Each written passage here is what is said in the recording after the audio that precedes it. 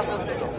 এরপর থেকে তারই ধারাবাহিকতায় এতদিন পর্যন্ত সেই 4টি আসনে আমাদের এলাকার মানুষ নির্বাচনে অংশগ্রহণ করেছেন। বাগেরহাট জেলার 4 জন প্রতিনিধি সংসদে তাদের বক্তব্য রেখেছেন, তাদের ভূমিকা রেখেছেন।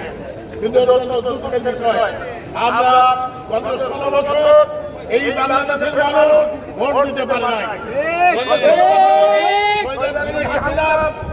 হাসিনা বাংলাদেশের ভোটের যে কালচার, সেই কালচারকে ধ্বংস করে দিয়েছে। আমরা ভেবেছিলাম যে সরকার পরিবর্তনের পরে, হাসিনার পলায়নের পরে আবার নির্বাচন হবে, আমরা ভোট দিতে পারবো, আমরা আমাদের প্রতিনিধি নির্বাচিত করতে পারবো। যে প্রতিনিধি সংসদে গিয়ে আমাদের সুখ-দুঃখের কথা বলবে, আমাদের সমস্যার কথা বলবে, আমাদের সমস্যার সমাধান করবে। কিন্তু আমরা কি লক্ষ্য করলাম? আমরা লক্ষ্য করলাম জুলাই মাসের 30 তারিখে নির্বাচন কমিশনের একটা টেকনিক্যাল টিম একটা প্রস্তাবনা উপস্থাপন করেছে। সেই প্রস্তাবনায় বাগেরহাটের 4টি আসনকে কেটে 3টি আসন করা হয়েছে এবং ওই গাজীপুরে 1টি আসন বাড়ানো হয়েছে। আমার পূর্ববর্তী বক্তা সংগ্রাম বলেছেন, বাংলাদেশের যত 64টা জেলার ভিতরে আমার জেলার আয়তন 7ম, অর্থাৎ 6টা জেলা আছে আমাদের থেকে বড়, আর 64 জেলার অন্য সব জেলার থেকে আমাদের জেলা অনেক বড়। কিন্তু তাহলেও আমাদের এই আসন কেন কাটা হবে?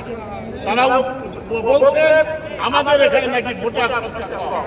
আমি অত্যন্ত বিনয়ের সঙ্গে নির্বাচন কমিশনকে বলতে চাই, আমাদের এখানে ভোটার সংখ্যা 2,55,000-এর মতো। অনেক আসন আছে বাংলাদেশে যেখানে ভোটার সংখ্যা 2 লাখ, 2,10,000, 2,15,000, 2,22,000, 2,26,000। সেদিকে আপনার নজর যায় না? নজর যায়। বাগেরহাটের আসন কাটার জন্য আপনাদের এত তাড়া কিসে? আমার কাছে মনে হয়েছে খুনি হাসিনা পালিয়েছে, কিন্তু তার দোসররা এখনো তা বিভিন্ন জায়গায় ও তবে বসে আছে।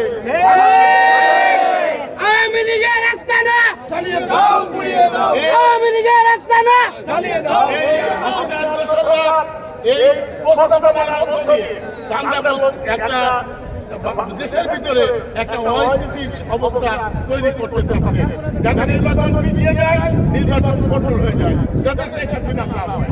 কাজেই আমরা সিসিকে বলতে চাই, এই খেলায় পা দেবেন না।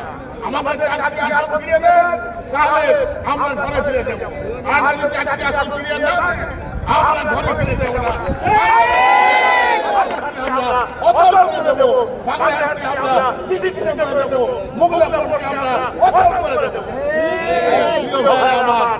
অন্য অনেক জেলা আছে সেখানে লোক সংখ্যা বেশি থাকতে পারে, কিন্তু বাগেরহাট জেলা মোগলাপুর হচ্ছে বাংলাদেশের দ্বিতীয় সামুদ্রিক বন্দর।